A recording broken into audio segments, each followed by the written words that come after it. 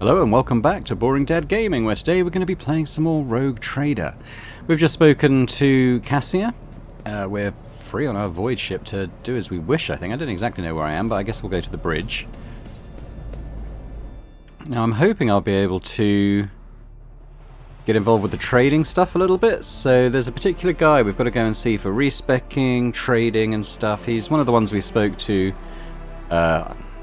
I guess you could call it the coronation, where we met all the ship officers and stuff. And he should be sitting standing at a terminal right on the bridge. I think we'll also do leveling up stuff. We might wait until we go on the planet, because I've only got access to my own leveling at the moment. So we can go to my quarters. Maybe we will. I was expecting him to be here. This is him. High Factotum. So if we speak to him. Greetings, your ladyship. Janris Danrock at your service.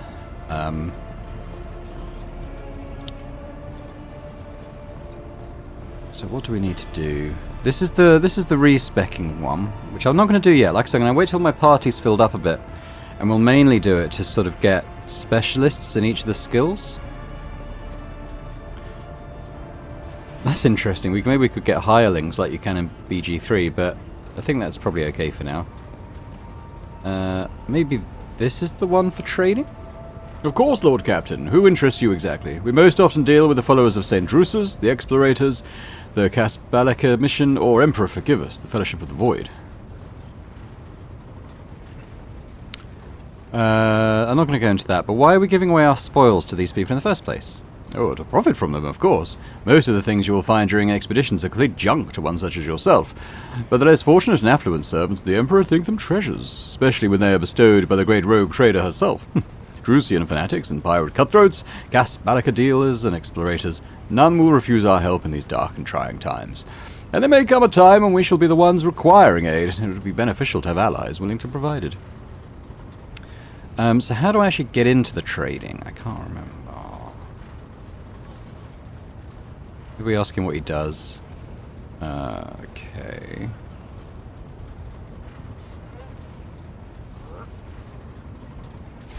Yeah, hirelings. Okay.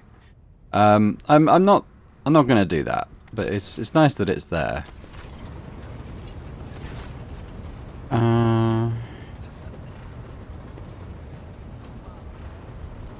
So I'm just going to click through these. I don't really want to learn all about these guys, but maybe that'll open up the trading. A laugh like gurgle. Don't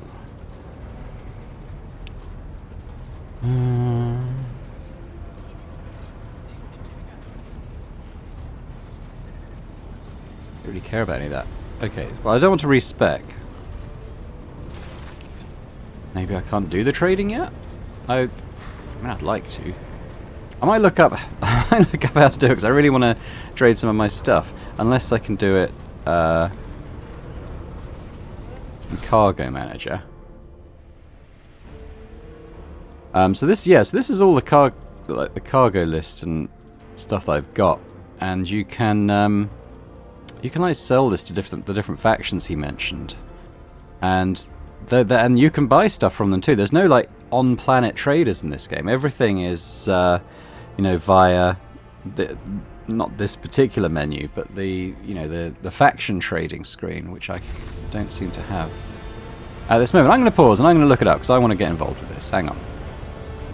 Okay, so apparently he is the guy, but we have to actually physically meet the faction representatives at least once before we can trade with them, which I guess makes sense. But yeah, so what else am I going to do? I'm going to wait to level up until I'm on the planet. So let's decide where we're going.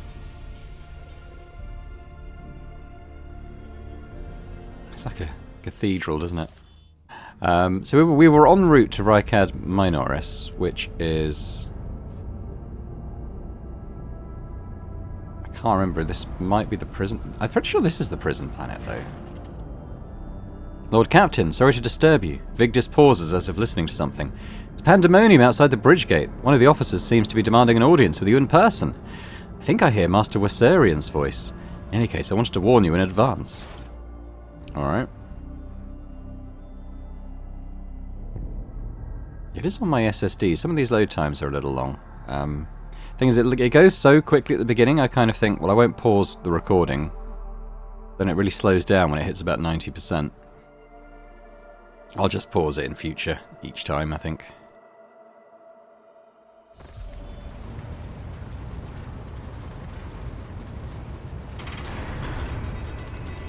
You gotta love the sort of supervillain little throne turn. The everyday sounds of the bridge are disrupted by voices raised in anger. Abelard's voice the loudest of all. This is not the conduct of an officer. These are the antics of a highborn brat out on a lark. Explain yourself, Lieutenant. Avril Event. The young woman standing before Abelard strives with all her might not to quail under the onslaught of her superior's anger. She falters, but then manages to look him in the eye and say, I apologize, sir, but I must speak to the Lord Captain. Very well, Lieutenant. You may address the Lord Captain, not least because I see you already seen fit to disturb her. Your authorized appearance on the bridge and display of belligerence towards a higher-ranking officer will be logged on your personal file without delay. Lord Captain, Lieutenant Avril Event, requesting permission to speak. Event falls silent and then adds rashly, on a matter of extreme importance and urgency. You may speak, but I want to hear a report, not a shouting match. Having two officers bickering in full view of the bridge is unacceptable. I'm sorry, Lord Captain. I thought the drastic times called for drastic measures.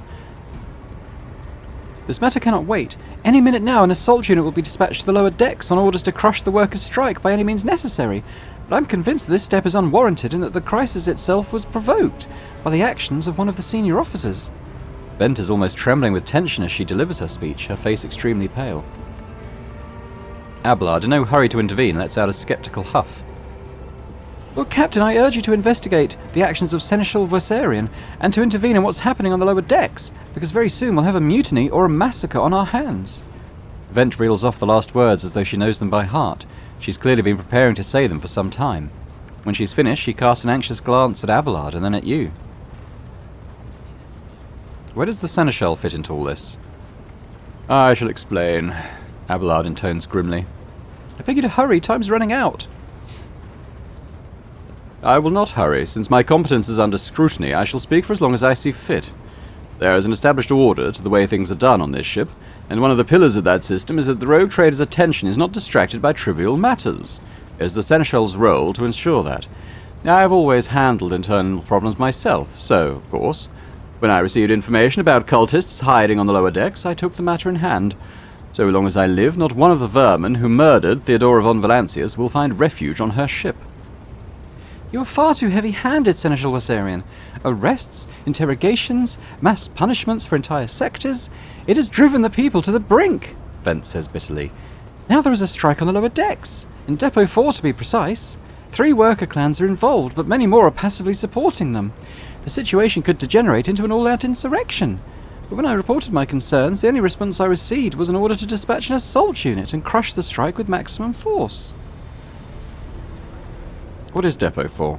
Depot 4 is one of the poorest sectors on the lower decks.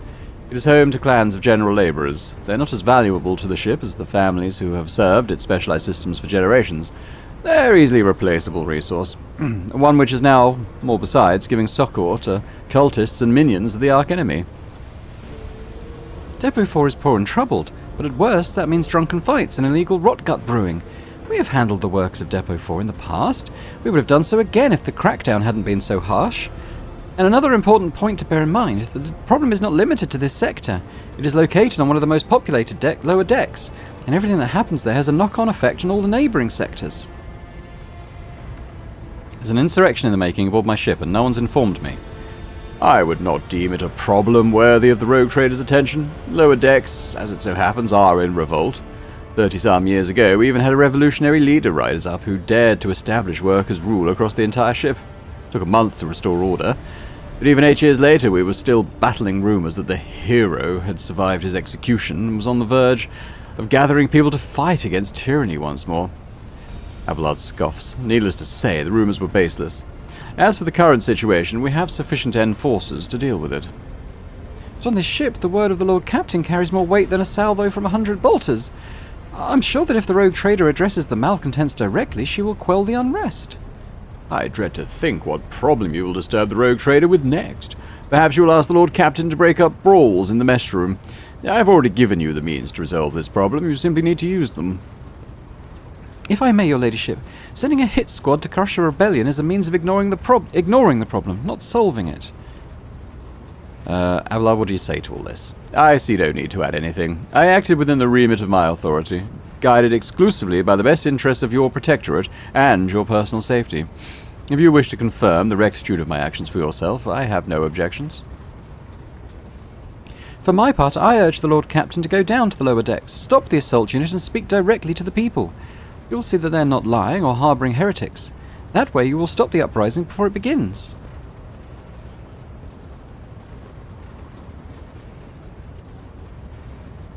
I'm certain that the Seneschal was acting within his authority, but I will verify the soundness of his decisions for myself. Throne preserve you, Lord Captain. Thanks for your support. Abelard grits his teeth slightly. An enterprise bordering on the sophomoric would please yourself, Lord Captain. However, I categorically insist that I escort you. Okay, well, we'll take everyone. Everyone's on board. Yeah, and we can level everyone up as well.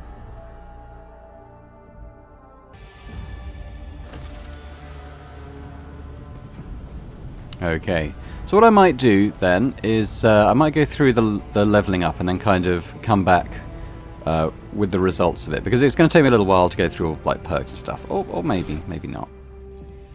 Yeah, it is. So we'll come back. Okay, so I found two that I think are quite useful for my build. So I've got Relentless Blaze, which means that when I'm on fire, my psi rating is increased by 1, which means all the damage that my psi abilities do is going to be massively increased. Which is good. However, obviously I'll be on fire. But then I've got Body of Flames here, which means that I get 16% additional armor against fire damage and half this amount as additional armor against energy damage, which sounds like... So that'll cut down the amount of damage I'm taking from the fire I've put on myself. Which will increase as well throughout the game. So I might take this one first, and then on the next level up, or it might have to be 2 level ups ahead, we'll take the Body of Flame. So let's do that. I'm going to set myself on fire to do more damage. So I can increase... Well, I mean, it's going to be willpower, isn't it, obviously? Keep pumping that. There we go. Alright, so now we'll do Abelard. And again, I'll probably just pause here while I have a look at what he can do. Yeah, well, he gets an ability, and I think I'm going to take Sworn Enemy, which means that he can mark a target, which is going to gain currently something like 12. I think it's toughness bonus is 5, 12. So it's 60% armor and 2 plus. So that's 6 bonus damage on melee attacks against the target. So that's good. That's going to be good against bosses and stronger enemies. So we'll take that ability. And as for a skill increase, he's what is kind of his deal? Athletics is important because we've seen it used for like getting over blockages and stuff. So I think it's important to have someone with that. So he can be our athletics guy. Yeah, his strength isn't massive, but yeah, we need to. Next time we get an opportunity to raise his strength, I think we will. Complete. Right, now we're going to do Adira. So again, I'll just pause while I work through this. Okay, for sake of simplicity, I think I'm just going to take this fresh target skill that's been recommended. When the operative attacks an enemy at full wounds, we basically get plus 15% damage bonus to the enemy. So, particularly in the first round of combat, but also against big groups, there'll be more than one opportunity to get that. I guess willpower, but as an operative, it seems like a lot of her skills as an operative are based around her intelligence bonus. So I don't know if it's worth doing that. I think I will. To be honest, she's going to probably drop out of the party when I get more members anyway, so... Argenta, so what have we got next? Ballistic skill and perception could both go up.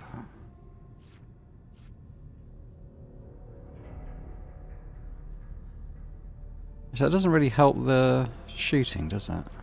Is it agility?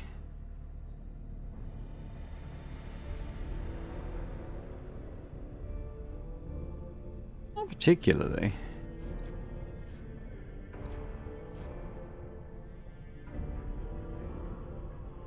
This is accuracy. What is... okay. We'll do ballistic skill then. More accuracy is good. She gets an ability, so we'll just stay here. There's not that many to look through. You can dash, spend all movement points, does not provoke attacks of opportunity. Control shot. The soldier gives a sign that they're about to open fire. The soldier and their allies will automatically dodge the soldier's next attack. So I guess if she's going to do like a burst fire in an area where we've got allies, that could be good. But honestly, particularly so far, I think we've been able to kind of, you know, select that so that it's not, apart from one notable occasion when I hit Abelard, I think. Entrench immediately spends all their AP and MP and gains a 30% bonus to cover efficiency. Okay, so that's like a super duck down, don't take damage. The next ranged area attack, so burst basically, made by the soldier, deals 50 plus 10, so that's 60, times ballistic skill bonus, which is 5. 60 times... what? Really? Like 300% damage, okay. And has an additional 12 times... so 60% dodge reduction. Holy shit. Rapid fire. The soldier's next burst attacks will have its rate of fire doubled, but deal 25% less damage. I don't know about that.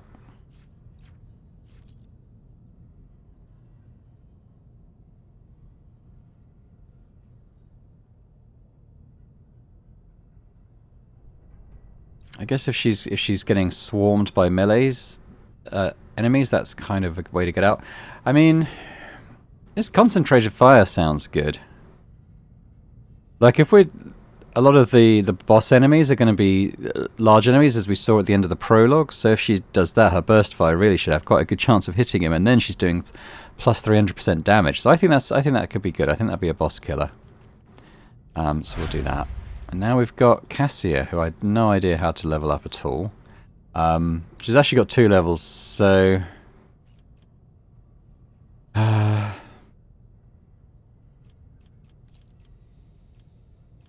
think she's a Psyker. And she's an officer. She's basically the same archetype as me.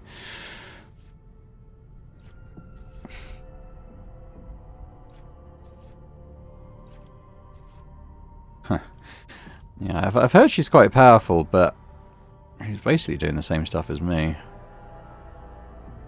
Where can I see her psi rating? That's what I want to see. I want to see if she's got a better psi rating than I have.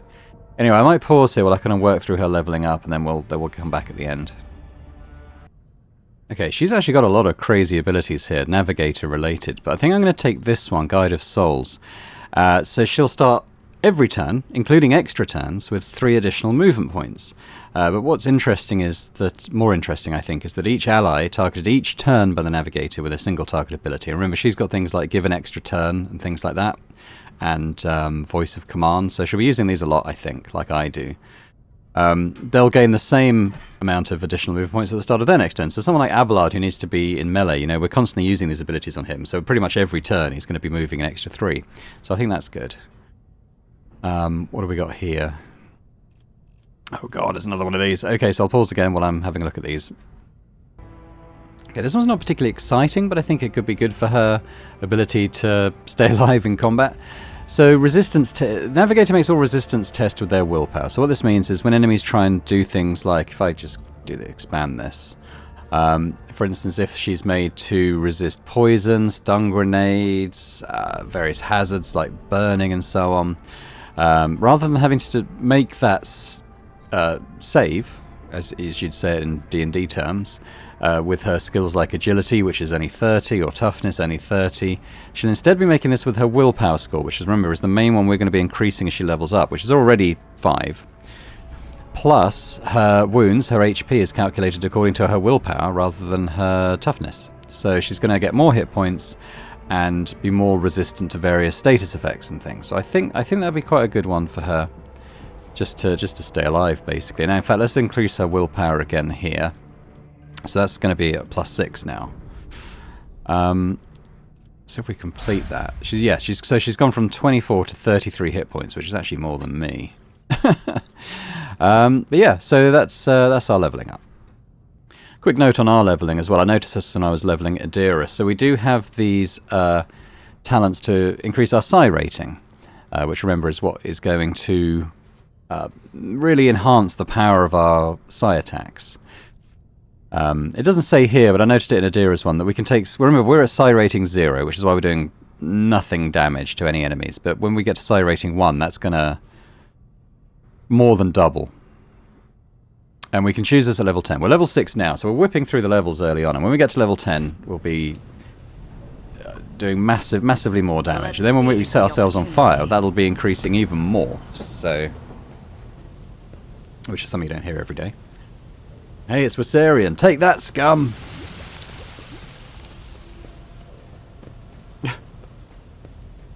Or Abelard. He is a bit pompous. Abelard reflexively wipes the sweat from his brow in a startlingly human gesture, and a telling one. A rare moment where he allows his age and weariness to show through his armour-like veneer of self-assurance. The lower decks are a source of endless problems. Sometimes I dearly regret that we cannot replace all the locals with servitors. Did you hear? They were shouting your name. Yes, of course they were. The organisation of the daily, routine life of the ship rests upon my shoulders. The mountain of challenges and problems from which I endeavour to insulate you, Lord Captain. The situation on the lower decks has been a cause for concern, and I have intervened personally on more than one occasion. That must be why they remember me. They do not know your face. To them you are akin to a creature of legend, one who has stood on the steps of the Golden Throne, no less. Whereas I am the man whose name is attached to every order, docking rations or lowering a bay's heating. Oh, come on, let's keep moving. Let's get to the bottom of this. Something resembling a nest made out of thermal insulation material. This must be where the workers sleep between shifts. I wonder if I can change how long these things stay on screen. I might, after recording, I might try and remember to check that. So there's something to do with these valves, I think. I can't quite remember what, though. We might have to come back and do that.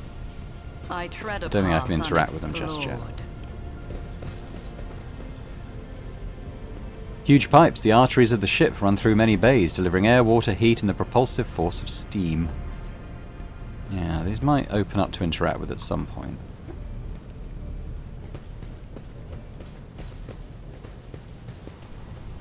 Oh, that's Avril event. So is there? Oh, I don't know. Powers unseen uncover my path.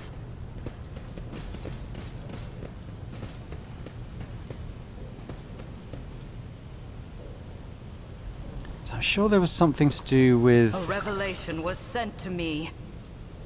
The containers are beyond the bars. Yes, so there's something to do with hitting the valves in the right order. Power. And that means we can loot that chest, I think.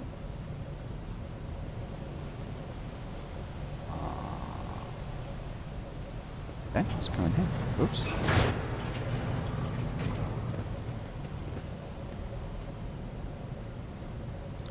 Lots more valves. I think maybe it has to start with one particular valve? Not sure. See what goods we've got. Machine right set, that's good. And some stuff for the old cargo hold. Inside the box, a string of scratched letters runs along the edge. Different first names with the same surname. It looks like it's been passed down in the family from generation to generation. This one then. Okay, I'm assuming I can't interact with this. Yeah, I think we have to find a starting valve. And that will open up a sequence, I think. It ends with that one. There was another doorway up here, I think.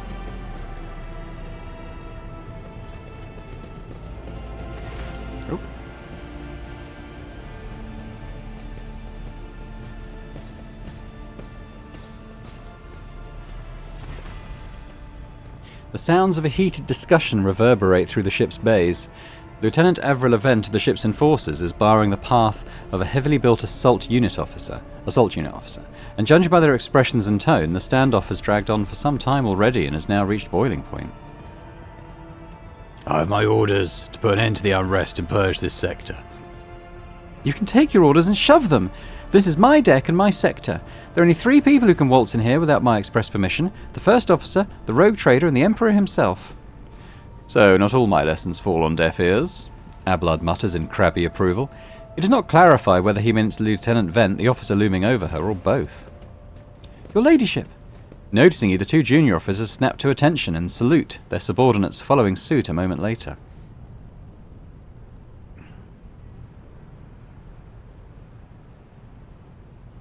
I want to speak to the strikers.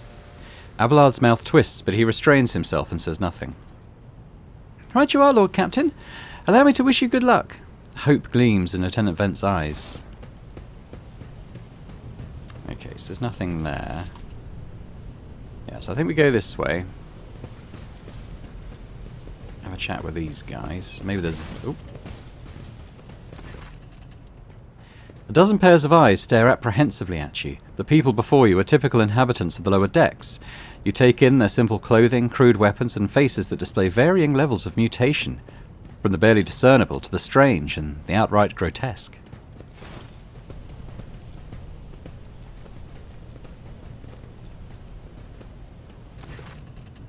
Rivet. A whisper passes through the crowd and you detect a mixture of fear, astonishment, and joy in their reactions. Finally, 3 people break away from the crowd, an elderly woman and 2 men. These must be the leaders. They bow clumsily before you. Lord Captain, you've come down to us. Tell me what's troubling you. Why are you striking? Striking? Oh, that's news to us, your ladyship, says a tall man in worker's garb.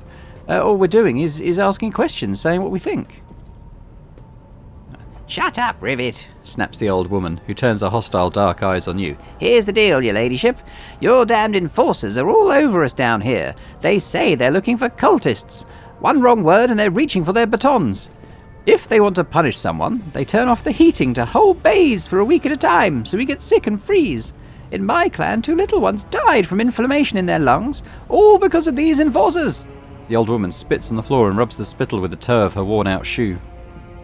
Argenta does not interrupt the workers, but you see the sadness well in her eyes when the children's deaths are mentioned. She quietly whispers a requiem prayer and makes a sign over herself.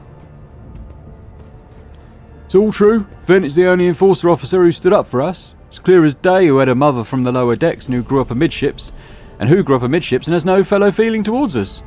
The grim man with a scarred face throws up his arms. Your ladyship, we're no villains here. We're honest workers, your servants.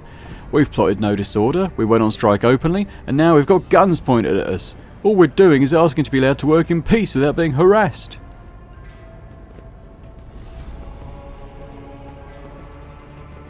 The persecution started apropos of nothing, you say? I was told that one of you was found in possession of a cultist amulet and that there are heretics hiding here. Cultist amulet? What's that? The gewgaw they found on the dead drunkard? If it was something evil or forbidden, we sure didn't know. The enforcers just said they were looking for heretics among us, and anyone obstructing their investigation would be punished. How could there be heretics here? We know our own people. There've been no new faces around. Definitely not, and if there were, we'd be the first to report them. As for this amulet or whatever it is, they took it off a dead body. There are no cultists still breathing in our sector, that's for sure. But when that fight broke out, some enterprising folks looted the bodies. The boots they came back with. Nobody's ever tread these decks in boots so fine, I can tell you that. Seems to me these cultists have better commanders than us. Whatever it is, they took it off a dead body. Yeah. Okay, so they looted during the battle. Oh yeah, those boots were fine. And there's no harm in taking them, right? As for the amulet, well, it must have been pocketed by someone who didn't know any better. We don't need any amulets round here. We all worship the Emperor. And when we're working, we bow down before the machine spirits of the large and small transformers and the servo motor. The same way my grandfather was taught 100 years ago by a tech priest who came calling. Believe us, your ladyship, we are people of faith. Naive children, weren't you taught from an early age about the dangers of the arch-enemy's creations? Weren't you warned that any unfamiliar object could be one of them?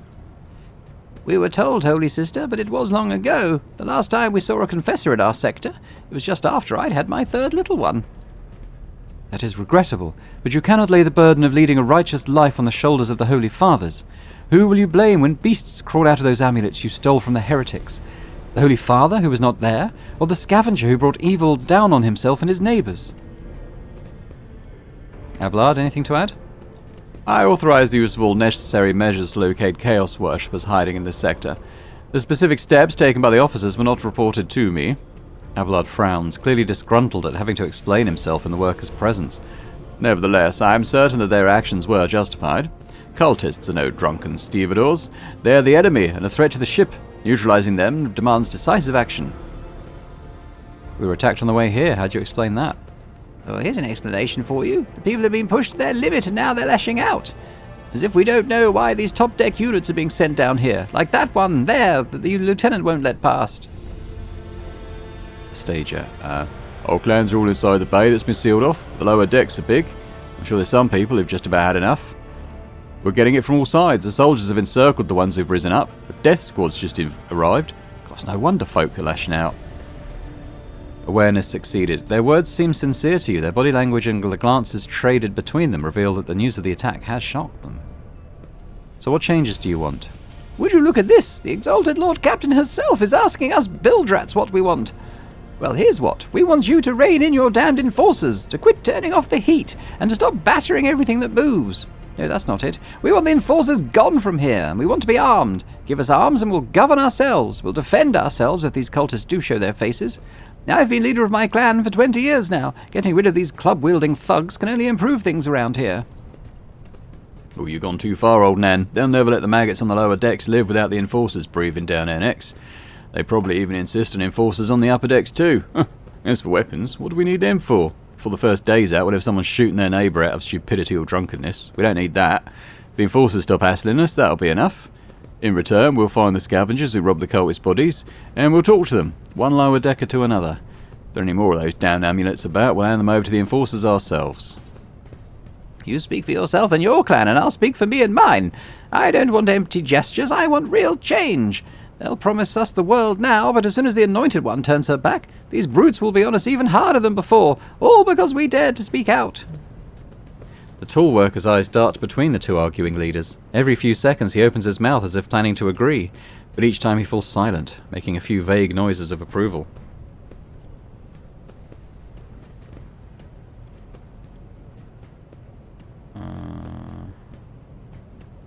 Yeah, I mean, that's very sensible. Giving them weapons. I don't think that's a good idea. Everyone who was involved would be eliminated. I'm going to do this one. Spreading anarchy on the ship is the first step towards embracing chaos. Putting weapons into untrained hands would be even worse. What's more, the enforcers are needed to maintain oversight and order. Withdraw those demands and we will consider the rest. Succeeded. The tall worker they call Rivet shrugs and casts a sidelong look at the old woman. Old Nan, Old Nan, listen, the Lord Captain herself's come down to us and is offering concessions. And I don't know a single person in the whole of Depot 4 who's ever stood next to the rogue trader, let alone talk to them. Oh, back down, no time for you to be a stubborn old crone. Listen to us, old Nan. The three clans of Depot 4 ought to act as one. We've made our minds up. It's your turn to decide. Don't ask them to disband the enforcers or give us weapons. We don't need any of that. The old woman hisses in dissatisfaction. You two are ganging up on me, is that it? So brave you are against an old woman. Well, I'll shut up. I will indeed. I won't go against two clan leaders on my own. If you want to make peace with the enforcers, make your peace. Oh, that's just great, just fantastic. Lord Captain, we're all agreed. Now you'll all be eliminated. No, then it's decided. The persecution will stop, and I will expect you to assist in locating any remaining amulets or weapons left by the cultists. Oh, your ladyship, thank you. You've not abandoned us, lower deckers. You came and settled everything. I'll tell my grandchildren about this. Of course, your ladyship. We'll root out any nasty business faster than the enforcers, and we'll leave no stone unturned. There we go. It's resolved without bloodshed. Have a quick look around for any valves that might start off the sort of chain of unlocking that loot that's in behind that grate. What's this? This page is where the start of each shift is marked. The last mark is missing because the workers went on strike.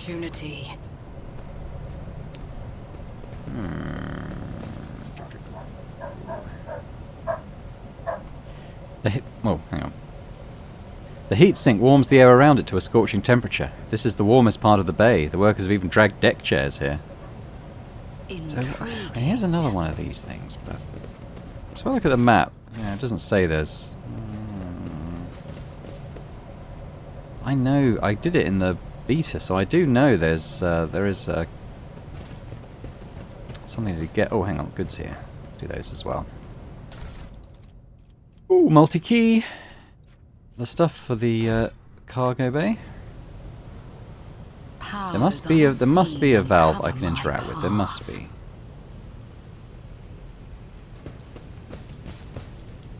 What I might do though is pause while I look for it. I tread a path unexplored.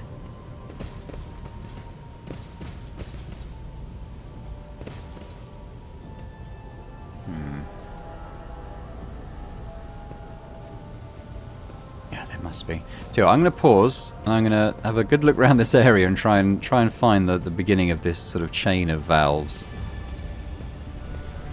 I did look at this, didn't I? Examining the pipe. Okay, well that's what I'm doing, unless...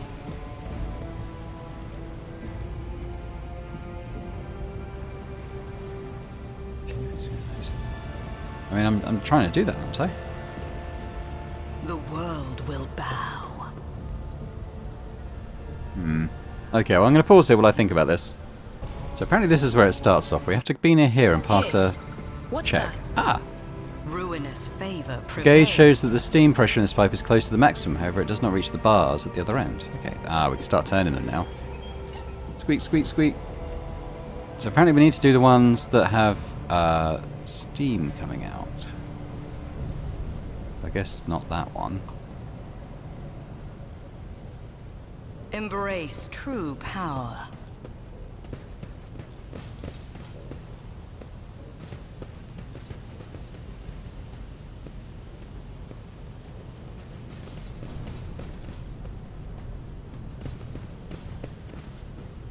These ones don't have steam coming out, unless it's...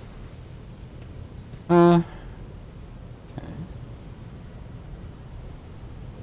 I don't know. Let's seize the opportunity. Maybe the pipes near the valves have steam coming out? Where do we have another one?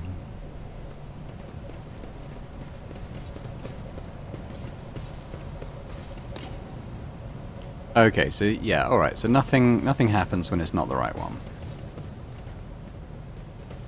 That's fine. Let's just work through them. There better be something good after this. I bet it's just some more goods for the cargo.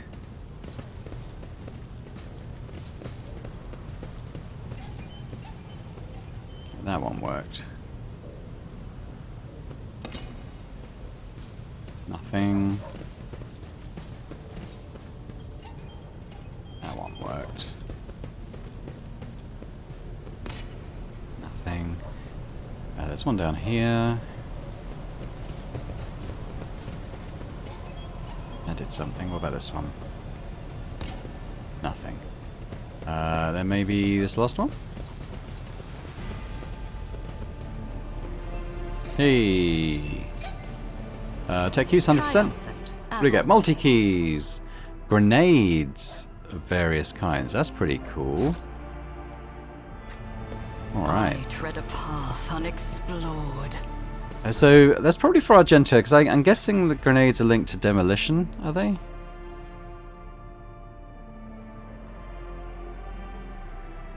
Not really. I don't suppose it says on the grenade kind of what the linked skill is. Not really. Now let's give her one. And this is... yeah.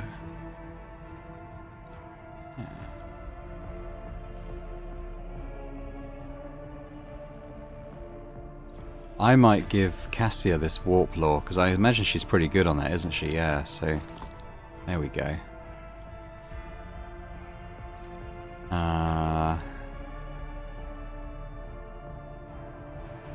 What's this? Before we drop that.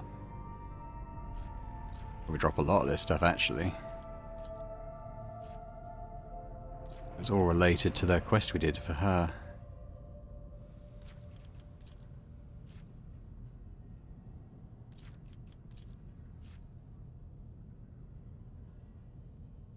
I think we keep that one, though.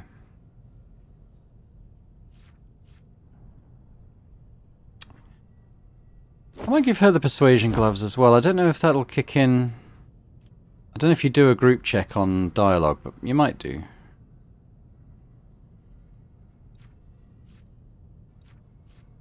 Oh yeah. Oh, I think this is the same as she's got anyway, isn't it? Okay. Well, we'll add that to cargo then. If it's a basic one. I was just gonna maybe give Abelard some grenades. I'll take a grenade.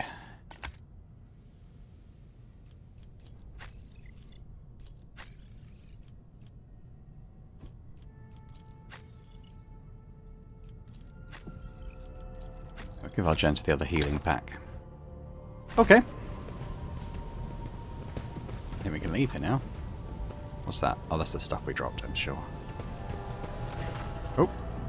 Stopping unexpectedly, Abelard imperiously dismisses the unit to stand at a distance and addresses your other companion, saying, I have an urgent matter to discuss with the Lord Captain, and please give us a moment. Well, are you pleased with your investigation, Lord Captain? You kowtow to the disloyal rabble. You believe their lies and show them leniency. The next time the ship's attacked by cultists, that rabble will welcome them in with open arms and allow them to wreak whatever havoc they like because they see you as a weak leader. Is that how you see your future at the helm of the Von Valancius Protectorate? Let's talk about your role in all this instead. You allowed this revolt to happen. Your actions practically guaranteed it would. I would have handled the situation myself had you not decided to intervene. Abelard says irascibly. Remember, Lord Captain, Theodora. Do you think she ever set one slippered foot on the lower decks? No, she did not. Such matters were left to myself and the junior officers while she dedicated herself to her grand designs for the Protectorate, as any true strategist and rogue trader ought.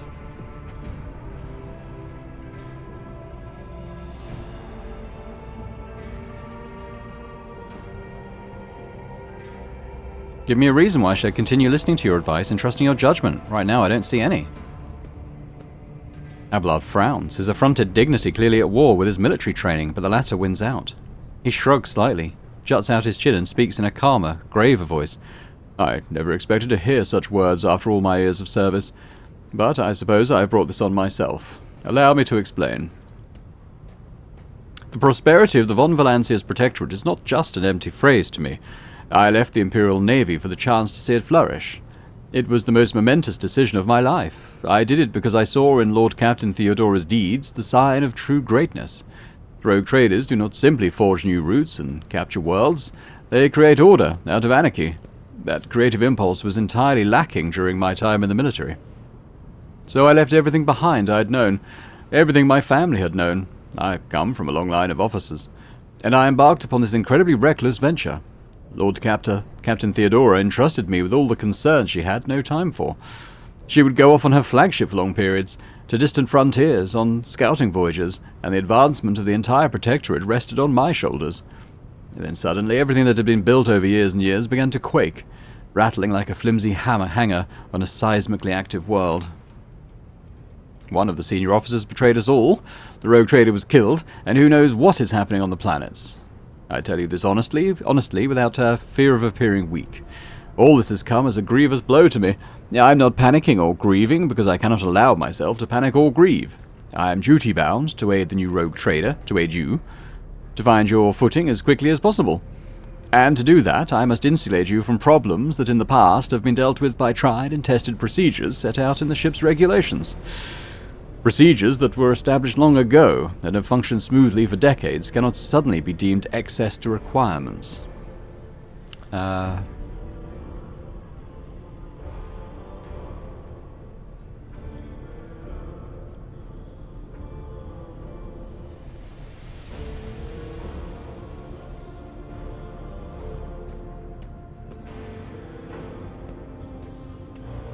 Okay, well let's take a moderate approach here, I think. I understand, but you need to learn how to respect me as your Lord Captain and Rogue Trader. Accept it and start living in the new world, a world where Theodora is gone, and where you and I have new decisions to make.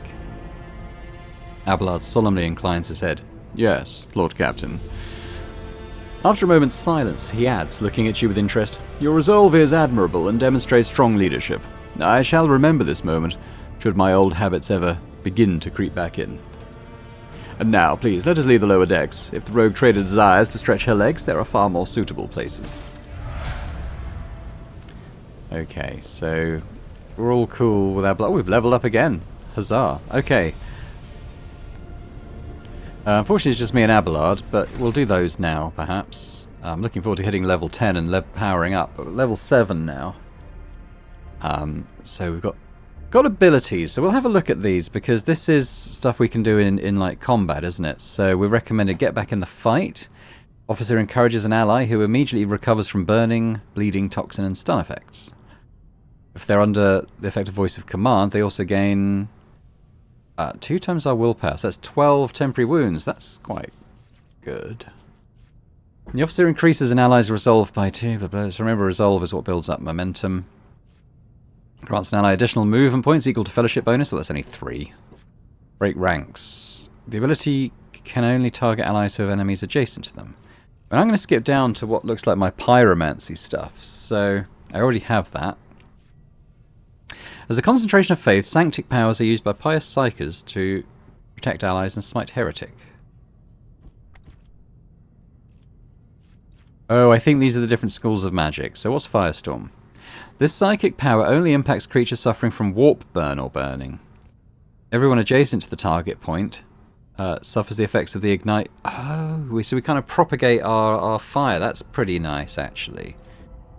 The target does not stop burning and no longer makes tests to stop burning. Additionally, if the target is an ally, every melee attack that ally makes inflicts... Target is an ally. Every melee attack that ally makes inflicts full burning damage on targets of their attack. Okay. So we could set, like, say, Abelard on fire, and then he'd set everyone else on fire, but he's only taking half burning damage. I mean, that's interesting, but I think we'll go Firestorm here. So we can use our turn to set someone on fire. Someone who we perhaps know won't immediately die from it. And then next turn we can use this to just sort of blast out a fireball and set loads of other people on fire. I think that's pretty cool. I think that's going to help be quite good. Now we're at another talent. So I'll probably pause here while I look through these again, just because I'm not super familiar. There are so many, and I'm not super familiar with a lot of them. Yeah, I'll do that. Actually, it was quite easy, because this one that I nearly took last time is here as well. So this gives me additional armor against fire damage. So if you remember, I'm going to be probably setting myself on fire at times to give myself an extra psi rating. So... this will help me not immediately die from that, I think. Critical hit chance going up. I mean, some of these here are really good. But I think we'll go this, just so I'm taking less damage from my own fire. Let's have a look at Abelard.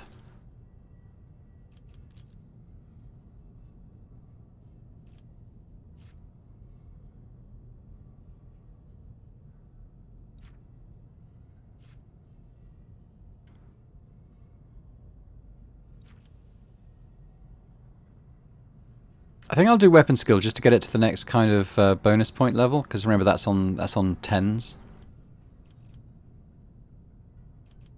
I'll probably pause again here while I have a think about what we're going to do with him. I think what we'll do is just give him this chain weapon expert. So he's using a chain sword at the moment, and it gives him +4 max damage. I think a lot of the stuff I don't understand, to be honest, but that seems quite simple and quite good. So we'll go with that. All right, let's go. Yeah, we'll leave all that stuff here. Don't worry about it. Leave location.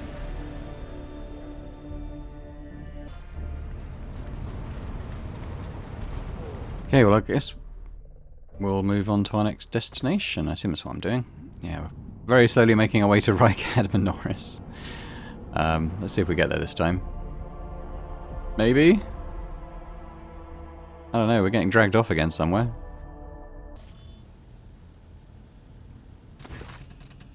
As the ship makes its way through the star system, a strange fatigue falls over you. Your eyelids grow heavy and the quill you've been using to draw up yet another order falls from your hand. You raise your head with a start. Someone else is here in your study. You stand up and stare at the dozens upon dozens of corpses surrounding you.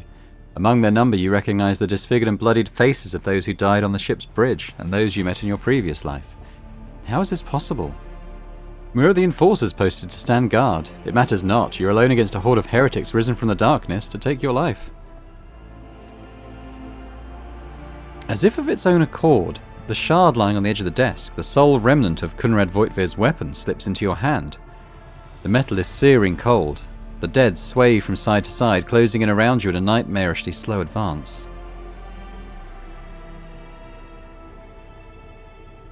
Stop! I did not wish for any of you to die. The dead remain deaf to your words, creeping ever closer with the inevitability of death itself. You belatedly realize that your trembling hand has found the shard, when its razor-sharp edge cuts into your palm. An unbearably bright light floods everything around, and you find yourself surrounded by grovelling minions, their bodies shivering in your mere presence. Your hands no longer hold a pitiful shard, but a majestic and intricate weapon, a skillfully crafted sword with strange, unnerving proportions, a curved design, and an unusual hilt adorned with the image of a closed eye. The eye opens wide, revealing a gaze so ancient and dark that it steals your breath away. You have felt this gaze before, there on the bridge, and the voice that appears in your mind only confirms your guess. The tapestry is woven. The path is chosen. Accept your fate, champion. I am the sword's master, not its servant, remember that. You feel the sword's immense weight pulling you down. You resist its will for a moment longer before collapsing to the ground to the sound of odious laughter. The strain is such that you fear your back could break at any moment.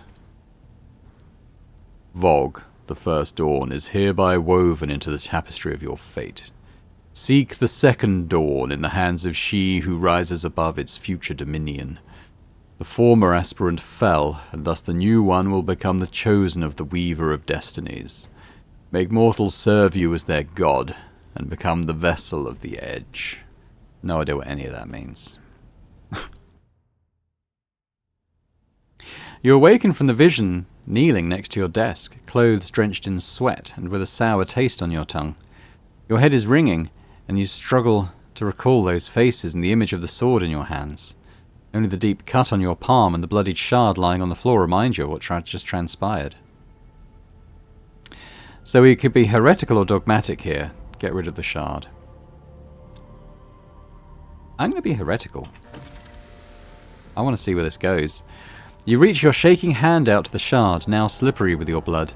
You wipe its metallic surface and stash your treasure under your clothes, next to your heart and soul forever seared by the great power of the warp. Heretical +3. Yoicks! Let's have a quick look at our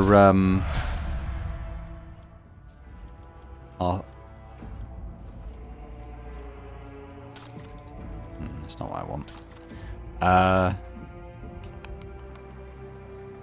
You know, the thing where we can see like how heretical or dogmatic we are. Where's that?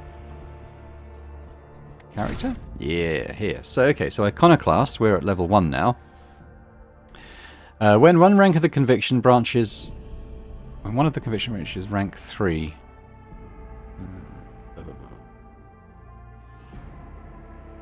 If I expand this, what's above the thundering guns?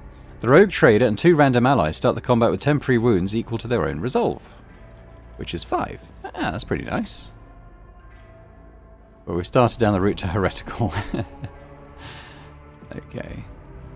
I'll do these when we next land on a planet. And so we could have a little look around our quarters, though. What have we got in the vault?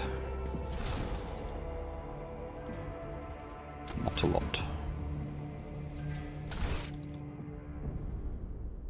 If I had to guess, I would say these are supporters who helped fund the game.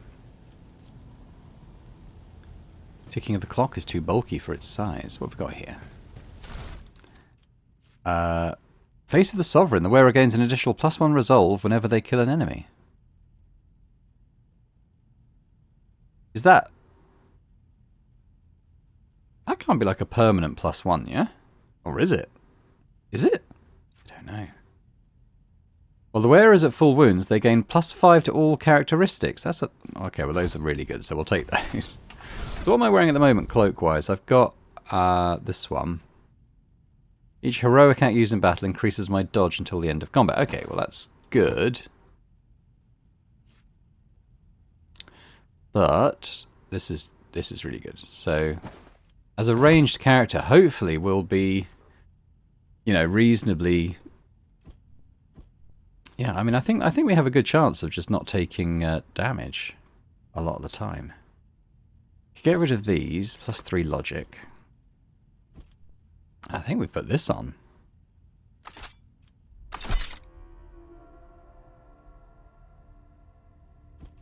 Do we keep it? I might even keep that on it. I mean, it's badass, isn't it?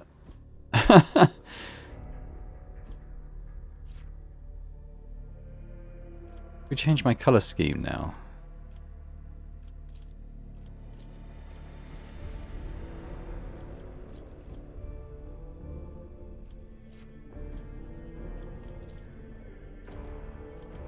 I think we keep that. Okay. Wow. Okay, well that was a good find, wasn't it? The positions of the pieces on the board suggest this game of Regicide was interrupted. The winner was never determined. The glinting of the displayed weapons is mesmerizing. You've never seen many of these articles before. This fine sculpture made from a strange metal seems to absorb any rays of light that fall upon it. I think we looked at that before. We can look at this now, though. Liturgies of the faithful to his word and name. The text below this solemn heading looks noticeably faded. It appears that the prayer book has been kept open on this page for a very long time. What's we got? The parlour organ seems to have been sitting idle for many years. The bookshelves are packed with ancient books, piles of papers and tomes, many of which look rather worn. We've got more goods here. What we got? What we got? Final transactions with the Chartist are complete. The fiery wrecking is now fully equipped. The object has been loaded aboard with its containment intact and placed in the fore bay to ensure maximum contact with the target.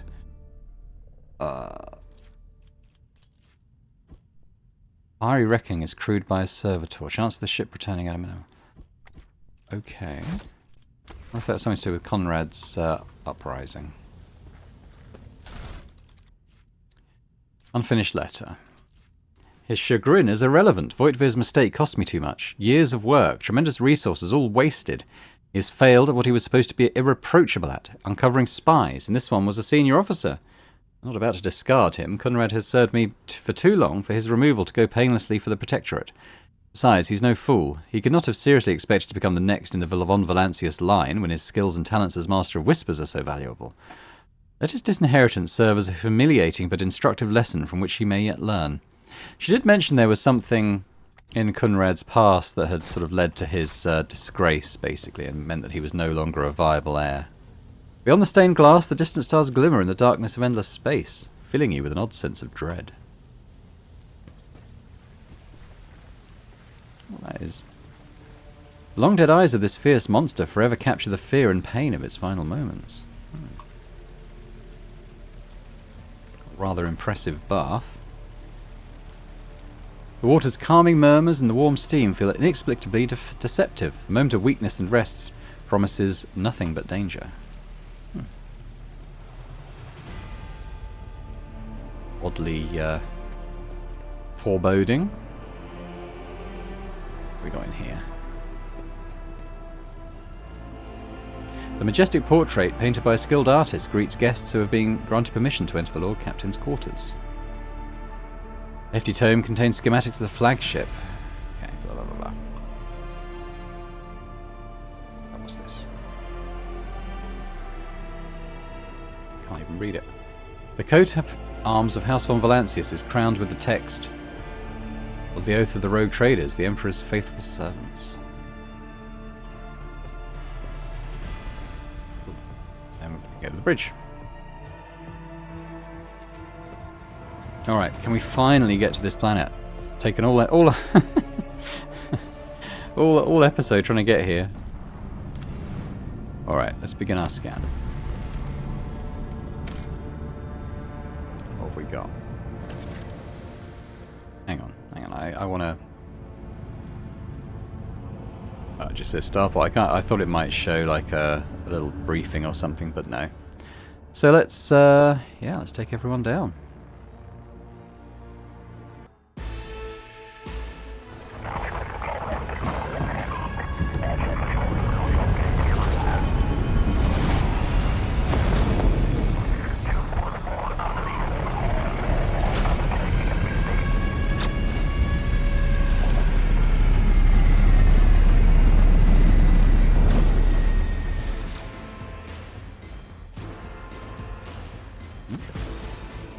The starport greets you with the din of ordnance, and the smell of explosives tickles your nostrils.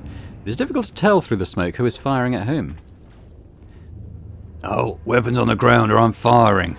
A man in a torn and dirty uniform hobbles towards you from behind the chunks of rockcrete and crumpled plasteel. His cracked helmet is adorned with a crooked label that reads Sergeant Malgar. Alright, so our skies are in lockdown, the rebels are shooting down anything that flies, and you lot just happen to land in our rear without a scratch to show for it. And on a shuttle like that. Where did you get it? Stolen from the palace, isn't it? He's visibly awed by the resplendent gold of your transport. Grab 'em, lads. We got ourselves a rebel landing force. By the Holy Throne, what is this mess? Adira glances around. They're in a rough spot, old man. Go easy on them. I am the rogue trader von Valancius. Give me a status report this instant. With a mixture of awe and terror, he snaps to attention, raises his freshly cut chin like an exemplary soldier and barks, Oh, my mistake, ma'am. At once! The starport is under the control of the governor's wardens. Perimeter commander is Sergeant... A frag grenade explosion cuts off the rest of the sergeant's words. Shrapnel flies everywhere with a piercing screech. One of the soldiers falls to the ground, clutching the remains of his forearm that is now adorned with crimson tatters. Blood is pouring out of the stump and the soldier's agony is short-lived. The sergeant curses and hastily says an army prayer for the dead. Pardon me, ma'am. Sergeant Lass Malgar reporting. My unit is holding the starport on the governor's orders. How may I serve? What's going on here? Unrest, ma'am. Armed rebellions in both the capital and the provinces. First the lower levels sparked, then it went up the spires. They hit the Vox hubs, the arsenals, the mag train stations... Then Felek tore off his mask, precisely because he knew about the trouble on Rykad Minoris. He knew that none of our allies would come to our aid. Cassia lets out a sorrowful sigh. You may continue your report, peasant. My unit was here when it all went to the Croxes. The tech priest linked to satellites reported sightings of strange void ships in the system.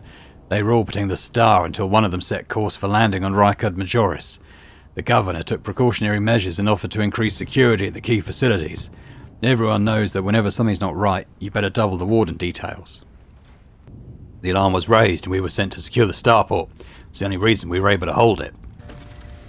They're crushing us, the scumbags. It's been a whole turn since the last reinforcements came in. We're running low on ammo. Every other fighter is wounded. I don't know how bad it is in the streets, but they'll drive us out of here any minute. Pat him on the shoulder. You're doing fine work, Malgar, and so are your troops. It is people like you that hold the Imperium together. I live to serve. The sergeant's grim voice rings with the martyr's pride. Do you happen to know if a member of the Inquisition's come here? I don't know, ma'am. There definitely hasn't been any visitors like that on my watch. You might have to inquire at the headquarters. Your ladyship, ma'am. I'm going to go and see the governor. If I may report, ma'am, as long as the rebels keep shooting their damned anti-aircraft battery, there is absolutely no way to shuttle you to the governor. It would have to be on foot, and the streets are dangerous. I've no one to send with you as an escort. I've assigned all available troops to accompany the esteemed tech priest to the governor. I will Vox cast orders to them to wait for you. And I'll inform headquarters. They better send out a convoy to meet you halfway. Meanwhile, we'll follow the governor's orders and hold the line here. You're a good soldier, but you've got a lot of blood on your hands, both yours and others. You know, the same hand that salutes now might falter in darkness. Rank and epaulettes won't save you from the bitterness. Pardon me, my lady, but I can't get my head around these fancy words you're saying. I've seen plenty of blood, but trust me, I'll fight till I'm my last drop. What tech priest? Oh, a very important person from the Adeptus Mechanicus arrived on the last shuttle before they locked down the sky. He kept on asking whether anyone by the name of Amarant or Amanat or someone like that had recently arrived. Barely answered any of our questions, though. Said he was under no obligation to tell us anything. He demanded to talk to the governor personally, so I had to send a quarter of my troops with him to keep trouble at bay.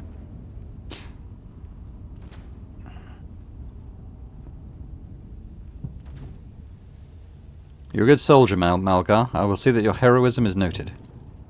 The sergeant blushes slightly. Oh, I live to serve. Another explosion interrupts the sergeant's words. With a sigh of relief, he turns to his soldiers and spits out a booming series of commands. Cool! And there we go. I think we'll probably leave it there for today, here at the starport. And when we come back, we'll press on into the planet and, yeah, a bit more fighting, a bit more finding out what's going on here, I think.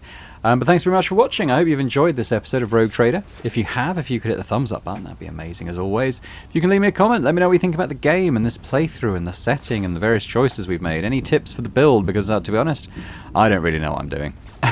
I'm trying, but I don't really have much idea what I'm doing. But thanks very much again. If you're watching this and haven't already subscribed to the channel, it'd be great if you could do that. Otherwise, I'll hope to see you in the next one. Bye for now.